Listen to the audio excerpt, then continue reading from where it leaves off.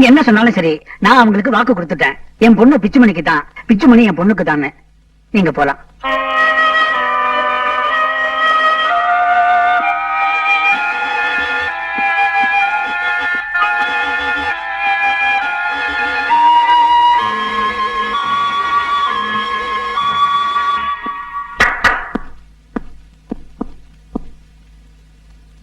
Sir, எனக்கு பார்த்திருந்த மாப்பிள்ளைக்கு ஏற்கனவே ரிசப்ஷன் முடிஞ்சு கல்யாணம் நின்னு போச்சுங்கிற விஷயம் இப்ப நீங்க எங்க அப்பாட்ட சொன்னீங்களே, அப்பதான் எனக்கு தெரியும்.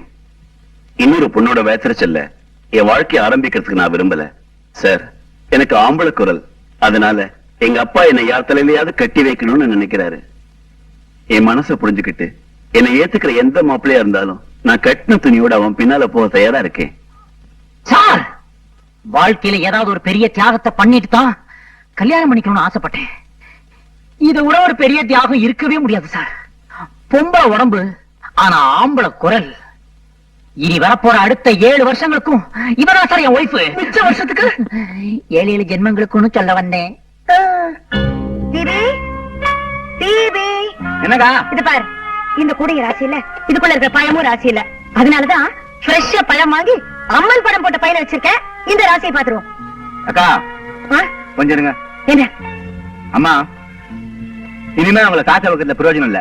ஒண்ணு இது கையில் எடுக்கணும், இல்லன்னா அவங்களை இனிமே வீட்டுக்கு வரவானு சொல்லணும். என்ன பண்ணலான்றீங்க?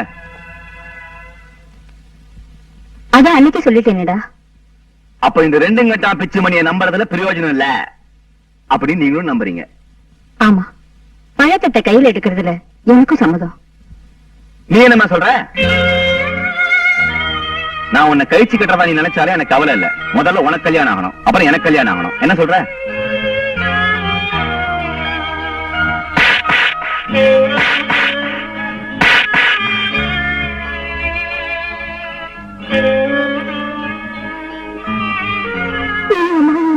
சரி.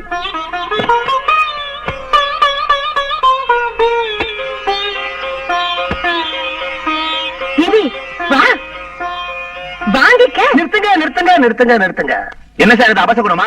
என்னப்பா அது? பழத்தட்டு மீட்டர் வரைக்கும் வந்தாச்சு. யாருக்கும் கல்யாணம் தெரிஞ்சு கூடாதா? என் தம்பிக்கும் அவன் தங்கிக்கும். உனக்கு மொத்தம் எவ்வளவு தம்பி? ஒரே தம்பிதான். மன்மதன் தானே? அவனேதான். அவனுக்கு அப்படி கல்யாணம் நடக்கும்? ஏன் நடக்காது? அவனுக்கு தான் ஏற்கனவே கல்யாணம் ஆயிடுச்சு. என்ன சொல்றீங்க? மன்மதா,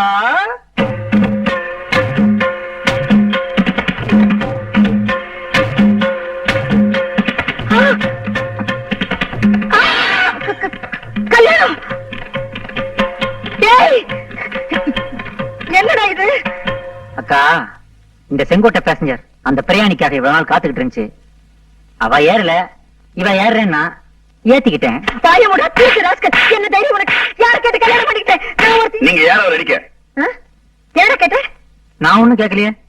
இவன் அடிக்கிறதுக்கு நான் யாரா? யார் என்ன அந்த வார்த்தை கேட்டது? யார் இப்ப அந்த வார்த்தை என்ன கேட்டது? யார் என்ன அந்த வார்த்தை கேட்டது? யார்? அக்கா, துத்தும் முத்தும் பாக்காத.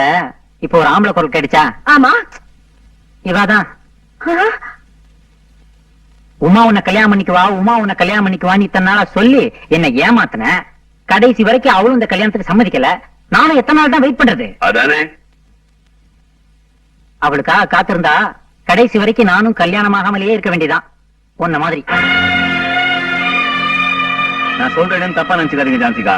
என் தங்கச்சி கல்யாணம் நின்று போறதுக்கு பாதி காரணம் எங்க ஏழ்மையா இருந்தாலும் மீதி காரணம் நீங்க. சம்பந்தம் எல்லாமே தொண்ணு சம்பந்தம் மாட்ட பேசி அவங்க உற்பத்தி விட்டீங்க. அவங்களும் கோச்சுக்கிட்டு கல்யாணத்தை நிறுத்திட்டாங்க. எப்படி சொல்றதுன்னு எனக்கும் புரியல. இந்த கல்யாணத்துக்கு 3000 ரூபாய் நீ கொடுத்ததுனாலதான் என்னால எதுவும் பேச முடியல. நீ மட்டும் இல்லன்னா சம்பந்தியம்மா கால்ல விழுந்தோம், கையில விழுந்தோம் என் பொண்ணு கல்யாணத்தை நானே நடத்தி இருப்பேன். இந்த கல்யாணம் நின்னதுக்கு காரணமே நீதான். அக்கா, வாழ்க்கையில எப்பவுமே ஒரு பொண்ணு ஜவஹர் நகர் லேடிஸ் கிளப் பிரசிடென்டாவே இருக்க முடியாது. நல்ல வேளை தட்டு வாங்குற சமயத்துல மாமா வந்து தடுத்தாரு. இல்லைன்னா 2வது தடவை நிச்சயமா என் கல்யாணம் நின்று போயிருக்கும். போதும் போதும். இனிமே யாராவது எங்க அக்காவை பத்தி ஒரு வார்த்தை பேசுனீங்க, இங்க நடக்கிறதே வேற. அக்காவுக்கு மட்டும் காலாகாலத்துல கல்யாணம் ஆகி குழந்தை குட்டிங்கன்னு பிறந்திருந்தா வாழ்க்கைனா என்னன்னு புரிஞ்சுக்கிட்டு இருந்திருப்பாங்க. அவங்க வாழ்க்கை பாவம், பர்பஸே இல்லாம தண்டவாளத்துல தனியா நிக்கிற ரயில் போட்டி மாதிரி ஆயிப்போச்சு.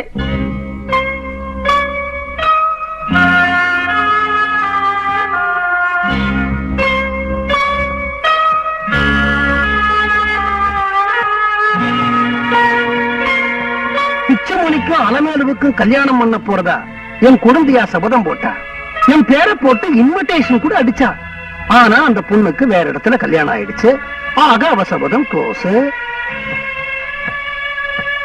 உன் தம்பிக்கும் உமாவுக்கும் கல்யாணம் பண்ண போறதா நீ சபதம் போட்ட. உன் தம்பிக்கும் கல்யாணம் ஆயிடுச்சு. ஆக உன்னுடைய சபதமும் க்ளோஸ்.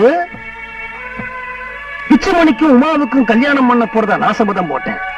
அவங்க 2 பேருக்கு இன்னும் கல்யாணம் ஆகல. நான் க்ளோஸ் ஆகல. பந்தயத்துல நான் மட்டும் இன்னும் ஓடிக்கிட்டு இருக்கேன். பொம்பாளைங்கிறவ கொடிய போல அவ வேலிக்கு உள்ளதான் படரணும்னு நினைக்கிற என்னுடைய குழந்தையாளோட அணுகுமுறையும் தப்பு. வேலிக்கு வெளியில தான் படரணும்னு நினைக்கிற உன்னுடைய அணுகுமுறையும் தப்பு. அவ வேலி மேலேயே படரணும். அந்த கொடியோட சுகம் வேலிக்கும் தேவை, வேலியோட பாதுகாப்பு கொடிக்கும் தேவை.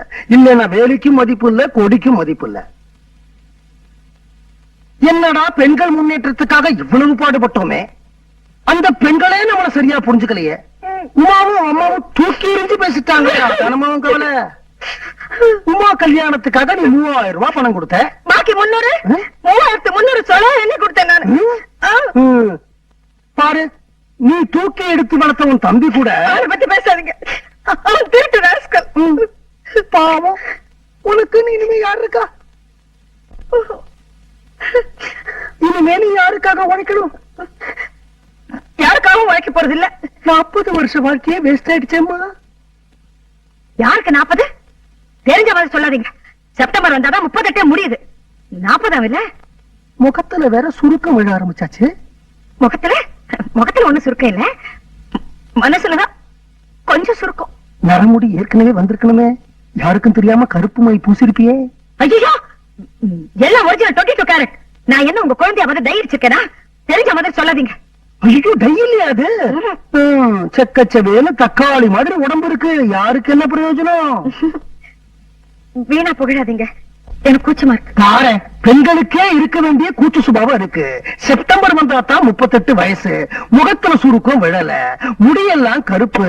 இத்தனை பிளஸ் பாயிண்ட்ஸ் இருந்தோம் உனக்கு அனுசரணையா, ஆதரவா, அரவணைக்க ஆள் கிடைக்க மாட்டான்னு நீ நினைச்சா எப்படிமா கிடைப்பான்?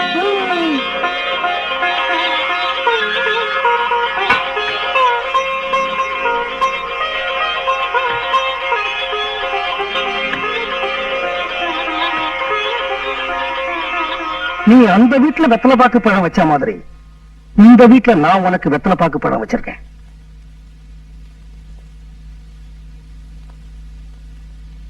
இத பாருமா, உனக்கு ஒரு நல்ல மாப்பிளைய நான் பாப்பேன் அப்படிங்கிற நம்பிக்கை உனக்கு இருந்தா இந்த பழத்தட்ட கையிலிடு.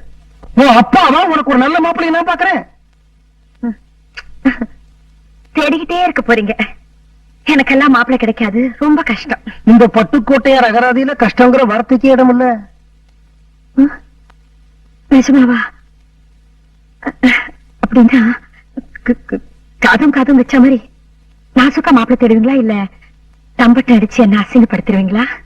இத பாருமா, நான் ஏன் தேடணும்? உன்னை வச்சு பாத பூஜை நடத்த ஆள் ரெடி. ஆளு ரெடி. என்ன வயசு? 32. 10 வருஷத்துக்கு முன்னாடி. 32ஆம் தரமா? Fresh vegetable. என்ன வேலை செய்யறாரு? உன்னோட 24 மணி நேரமும் இருக்கணுங்கிறதுக்காகவோ என்னவோ வேலைக்கே போல. பரவாயில்ல.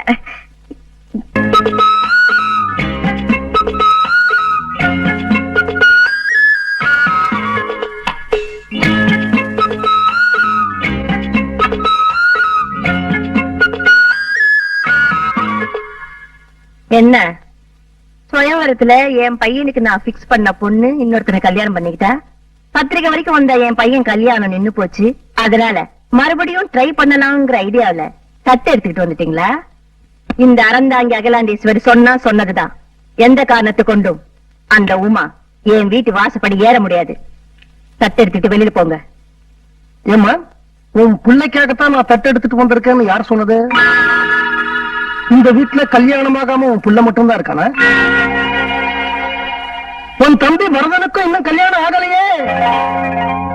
அவனுக்கு ஒரு பொண்ணை நான் ஏற்பாடு பண்ணிருக்கலாம் இல்லையா? நான் கூட அவனுக்கு கல்யாணம் பண்ணி வைக்கலன்னா இந்த ஜென்மத்துல வேற யாரு அவனுக்கு கல்யாணம் பண்ணி வைக்க போறாங்க?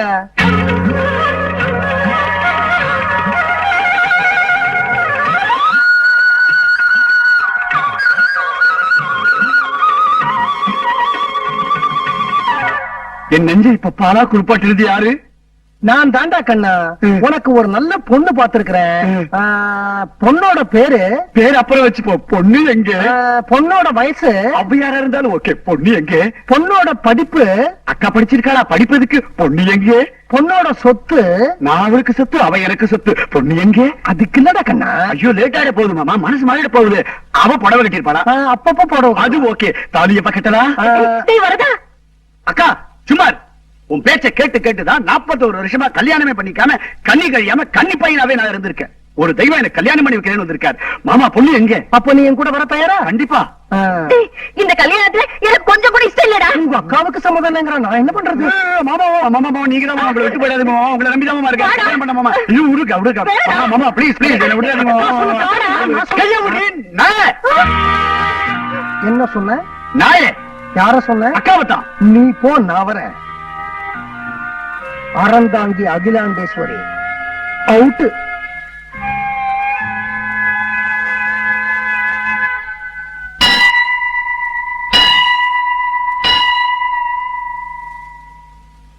உள்ள வாங்க.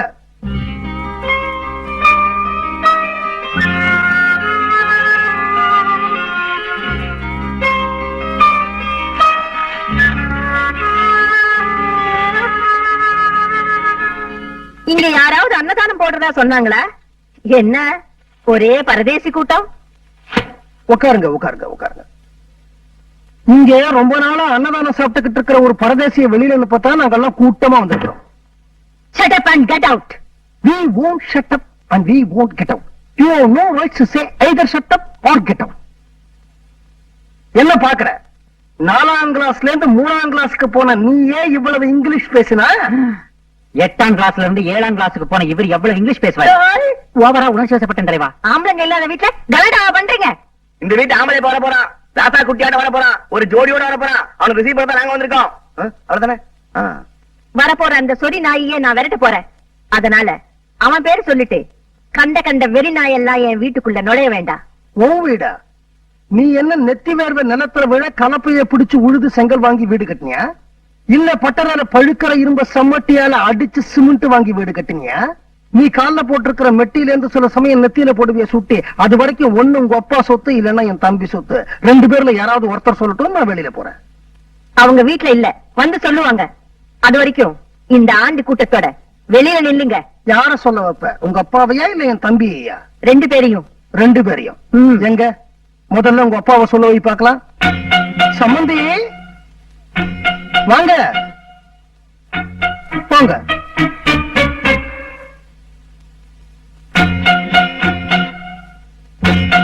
அப்பா அப்பாவது குப்பாவது. நான் கீழே விழுந்ததுனால கல்யாணத்தை நிறுத்தினதா சொன்னீங்க. என்ன எத்தனை தடவை ஆஸ்பத்திரியில வந்து பார்த்தேன்? 2 தடவை. அதுவும் செக்ல சைன் வாங்கறதுக்கு. 2 தடவை வக்கீல் அனுப்பிச்ச சொத்தை மாத்தி எழுதுறதுக்கு. 2 தடவை டாக்டருக்கு போன் பண்ணி நான் இருக்கனா போயிட்டேனான்னு விசாரிச்சேன். ஏய் மன்மதா, பாத்துக்கிட்டு சும்மா இருக்கியே. இதோ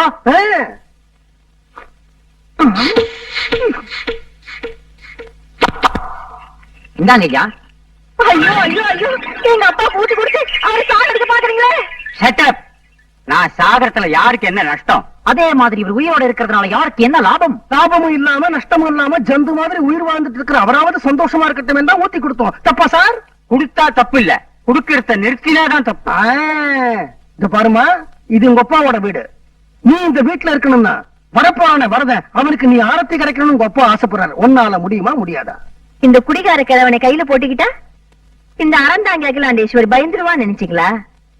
பெட்டியை எடுத்துக்கிட்டு என் புருஷனோட வெளியில போனாலும் போவேனே தவிர வரப்போற அந்த பன்னிகளுக்கு என் கையால ஆரத்தி எடுக்க மாட்டேன். பொட்டியை எடுத்துக்கிட்டு உன் புருஷனோட வெளியில போயிடுவ. எந்த புருஷனோட? வாயண்டா, இவனுடைய பொட்டி எடுத்துட்டு வெளியில போற? சொல்லண்டா கம்னட்டி. சொல்றேன் அது இந்த வந்த வாசி வரப்போற அதே தைரியமா சொல்றா. சொல்றேன் வரப்போற உன் தம்பி வரதற்கு உன்னால ஆரத்தி எடுக்க முடியுமா முடியாதா? சொல்லிட்டேன்டா. சொல்லிட்டேன். சோத்துக்கு பிச்சை எடுத்தாலும் சரி நான் ஆரத்தி எடுக்க மாட்டேன். நீ ஆரத்தி எடுக்கலன்னா பிரேமா இவன் எடுப்பா.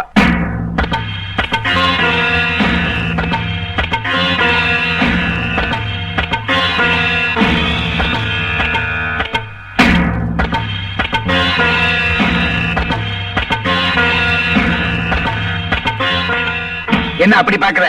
உன்ன மாதிரி அழகு கிடையாது இவளுக்கு, மேனாமணிக்கு திறமும் கிடையாது. உங்ககிட்ட மாட்டிக்கிட்ட அவஸ்தைப்படுற ஒவ்வொரு நாளும் நீ நேர வாசல் வழியா ஷாப்பிங் போயிருவ, நான் குறுக்க கொள்ள வழியா இவ வீட்டுக்கு போயிருவேன். ஆதரவா பேசுவா, அனுசரியா நடந்துப்பா, காலை பிடிச்சு விடுவா. அதனாலதான் உனக்கு தெரியாம இவளை வச்சுக்கிட்டு இருக்க 8 வருஷமா. உங்ககிட்ட இல்லாத அன்பு, பண்பு, அடக்கம், நாகரிகம், மனசாட்சி எல்லாம் இவட்டு இருக்கு. எல்லாத்தையும் விட பொம்பளைங்கிற பதிவுசி நிறைய இருக்கு. நீ அலட்சியப்படுத்துற ஒவ்வொரு நிமிஷமும் என் மனசுங்கிற பேட்டரியை சார்ஜ் பண்றதே இவதான். இவ மட்டும் இல்லன்னா என்னைக்கோ படிதாண்டி இருப்பேன், போயிருப்பேன் மொட்டை அடிச்சுட்டு பத்திரநாத்துக்கு.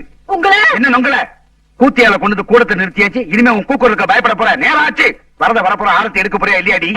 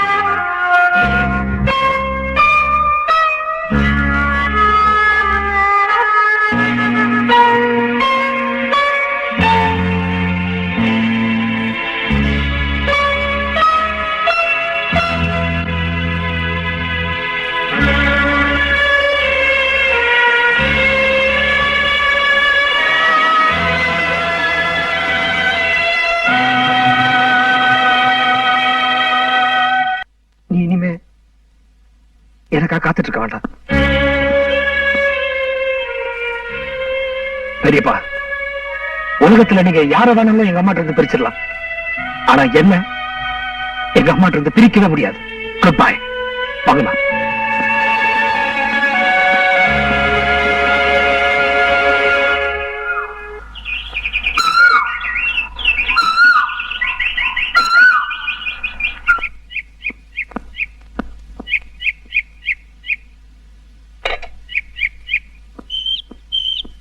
பிச்சுமணி, நான் உங்க அப்பாவை மனுஷனா நடத்தல, அதனால அவர் எனக்கு செஞ்ச துரோகத்தை என்னால ஒத்துக்க முடியுது. எங்க அப்பாவை ஆஸ்பத்திரியில அனாதையா விட்டுட்டேன், அதனால அவர் எனக்கு செஞ்ச துரோகத்தையும் என்னால ஒத்துக்க முடியுது. என் தம்பியிலையும் எந்த தப்பு இல்ல, உனக்கு முன்னாடியே அவனுக்கு கல்யாணம் பண்ணி வச்சிருக்கணும். ஆனா உன் பெரியப்பாவுக்கு நான் ஒரு துரோகம் செய்யலையேடா. நியாயமா நமக்கு கிடைக்க வேண்டிய சொத்தை தானே நாம வாங்கிட்டோம். இப்படி ஹோட்டல் ரூம்ல அனாதையா தங்க வச்சுட்டாரு, மத்தவங்க கிட்ட இருந்து பிரிச்சுட்டாரு.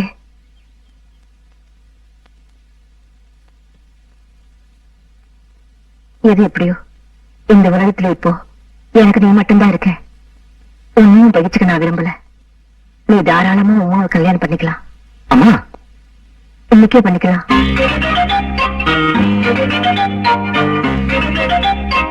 அதுக்கு முன்னாடி ஒரு கிளைமேக்ஸ் இருக்கு.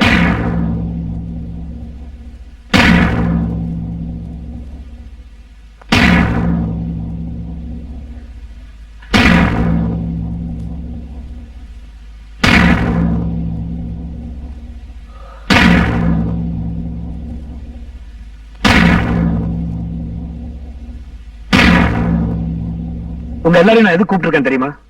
நடந்த தவறையெல்லாம் மறந்து எங்க அம்மா என் கல்யாணத்துக்கு சம்மதிச்சிட்டாங்க.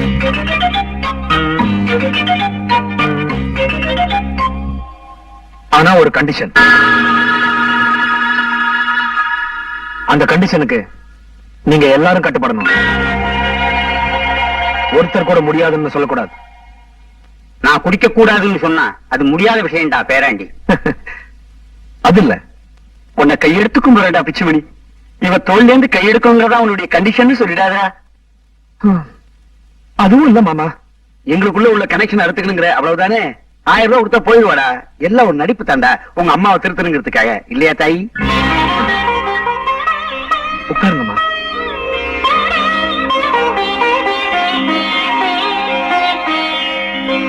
போயிட்டு வாமா, நல்லா இருக்கு.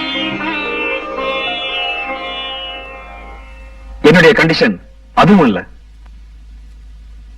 ஒருவேளை நீ பொம்பளை குரல்ல பேசணும்னு அவர் ஆசைப்படுறாரோ தெரியலையே.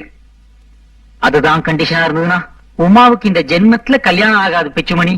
ஆமா, அதுவும் இல்ல. உங்க கண்டிஷனை நான் சொல்றேன்.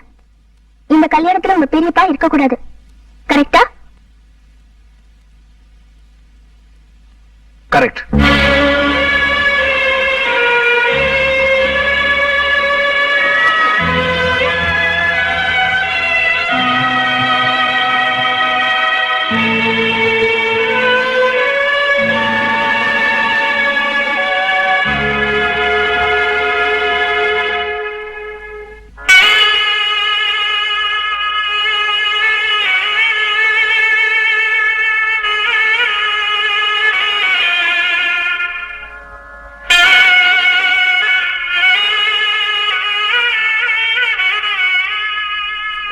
கம்பார்ட்மெண்ட் ஸ்டேஷனுக்கு வந்ததுக்கு அப்புறம் இன்ஜினை கழட்டி விடுறது பழக்கம் தானே சார்? 1944 எனக்கு இந்த மாதிரி ஒரு கஷ்டம் வந்தது. அப்போ குடிக்க ஆரம்பிச்சேன். அதுக்கப்புறம் கவலையே தெரியல. வேணுமா?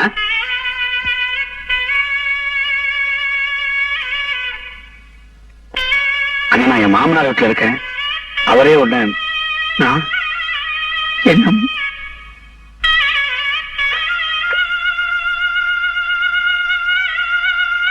உமாவுக்கும் பிச்சுமணிக்கும் கல்யாணம் முடிஞ்ச மறுநாளே பட்டுக்கோட்டை போறேன்னு சொன்னீங்க. இப்போ நேற்றுக்கே கல்யாணம் முடிஞ்சுதான் நினைச்சு.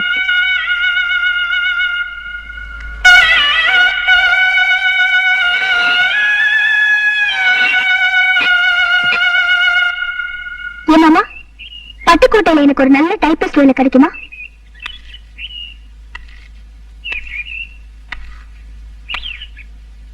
என்னம்மா சொல்ற? உங்க வயிறு இருந்துதான் என் கழுத்துல தாலி ஏறணும்னா அப்படிப்பட்ட தாலி எனக்கு வேண்டவே வேண்டாமாமா. பெரியப்பா, உங்களுக்கும் இவளுக்கும் 2 மாசம் தானே பழக்கம் இருக்கும். அவளே நினைக்கிறா உங்க வயிறு எரிஞ்சு அவ கழுத்துல நான் தாலி கட்டக்கூடாதுன்னு. ஆனா எனக்கும் எங்க அம்மாவுக்கும் எவ்வளவு வருஷம் உறவு. அவங்க வயிறு எரிஞ்சு நான் எப்படி பெரியப்பா இவ கழுத்துல தாலி கட்ட முடியும்? அதான் எத்தனை நாள் வெயிட் பண்ணேன். எங்க அம்மா சுயநலமா இருந்தாங்க, அவங்களையும் வெட்டி விட்டுட்டாங்க. நீங்க பொது நலமா இருந்தீங்க, உங்களையும் வெட்டி விட்டுட்டாங்க. ஒரு வயசுக்கு அப்புறம் எல்லாருமே நடிக்கிறாங்க பெரியப்பா. எங்களை மாதிரி சின்ன சிறுசுங்க தான் நடிக்க தெரியாம பாசத்தை மானாவரியா கொட்டுறோம். நீங்க முழுநீள நாடகம் நடத்தி உலகத்தை அம்மாவுக்கு புரிய வச்சீங்க. ஆனா நான் ஒரு ஓரங்க நாடகம் நடத்தி உறவுக்காரங்க யாருன்னு உங்களுக்கு புரிய வச்சேன் பெரியப்பா. போதும்டா உன் பெரியப்பாவோட விளையாடுனது. உன் பெரியப்பாவே உள்ள கூப்பிடு, டைம் ஆகுது. அவர் கையாலேயே தாலி எடுத்து கொடுக்கணும். அதை நீ உமா கழுத்துல கட்டணும். அதான்டா என்னோட ஆசை.